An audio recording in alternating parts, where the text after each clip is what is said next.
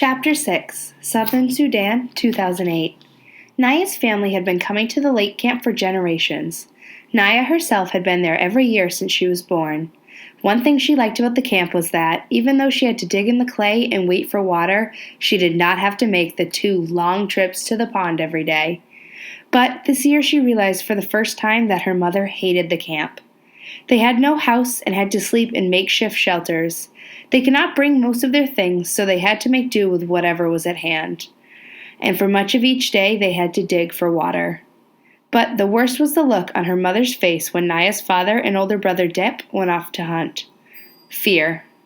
Her mother was afraid that the men in the family would run into Dinka tribesmen somewhere, that they would fight and get injured, or worse. They had been lucky all these years. No one from Naya's family had been hurt or killed by Dinka. But she knew other families in the village who had lost loved ones in this way. Naya could see the questions in her mother's face every morning. Would they be lucky again, or was it now their turn to lose someone? Southern Sudan, 1985. Salva's mouth closed and opened again as if he were a fish. He tried to speak, but no sound came out of his throat. He tried to move, but his feet seemed stuck to the ground. "Salva!" the man said again and hurried toward him. When the man was only a few steps away, Salva suddenly found his voice. "Uncle!" he cried out and ran into the man's arms. Uncle Juir was the younger brother of Salva's father. Salva hadn't seen him in at least 2 years because Uncle had been in the army. "Uncle must know about the war and the fighting. Maybe he will know where my family is." But these hopes were dashed as soon as Uncle spoke. "Are you alone? Where is your family?" he asked. Salva hardly knew where to begin his answer. Seemed like years since he had run away from his school and into the bush. But he told his uncle everything as best as he could. As Salva spoke, Uncle nodded or shook his head. His face became very solemn when Salva told him that he had not seen nor heard a single word of his family in all that time. Salva's voice trailed off, and he lowered his head. He was glad to see Uncle again, but it looked as if he might not be much help either. Uncle was quiet for a moment. Then he patted Salva's shoulder. "Hey, nephew," he said in a cheerful voice, "we are together now, so I will look after you." It turned out that Uncle had joined the group 3 days earlier, but since there were more than 30 people traveling together, they had not found each other until now. As they began walking, Salva saw that Uncle had a gun, a rifle that he carried on a strap over one shoulder. Already, Salva could tell that because of his army experience and because he had a gun, Uncle was seen by the group as a kind of leader. "Yes, when I left the army, they let me keep my rifle," Uncle said. "So I'm going to shoot us a fine meal as soon as we come across anything worth eating." Uncle was true to his word. That very day he shot a young antelope, the kind called a topi. Salva could hardly wait for it to be skinned and butchered and roasted. As the smoky, meaty aroma filled the air, he had to keep swallowing the saliva that flooded his mouth. Uncle laughed as he watched Salva gobble down his first piece of the meat. "Salva, you have teeth. You are supposed to use them when you eat." Salva could not reply. He was too busy stuffing another chunk of the delicious charred meat into his mouth.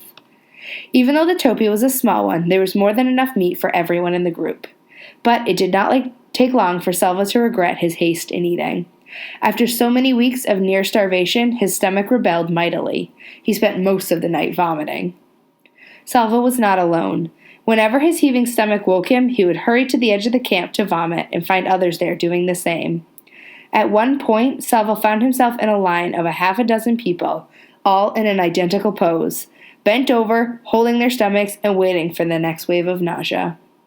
It might have been funny if he hadn't felt so miserable. The group continued to walk through the land of the Atuat. Every day they saw lions, usually resting in the shade of small trees. Once, in the distance, they saw a lion chasing a topi. The topi escaped, but along the path Salva saw the bones of prey that had not been so fortunate. Salva and Mariel still walked together, staying close to Uncle. Sometimes Uncle would walk with the other men and talk seriously about the journey. At those times, Salva and Mariel would drop back respectfully, but Salva always tried to keep Uncle in sight, and he slept near Uncle at night. One day the group began walking in the late afternoon with hopes of reaching a waterhole before settling down for the night. But there was no water anywhere, though they searched for miles. They kept walking, into the night and through the night. For 10 hours they walked, and by dawn everyone was exhausted. Uncle and the other leaders finally decided that the group had to rest.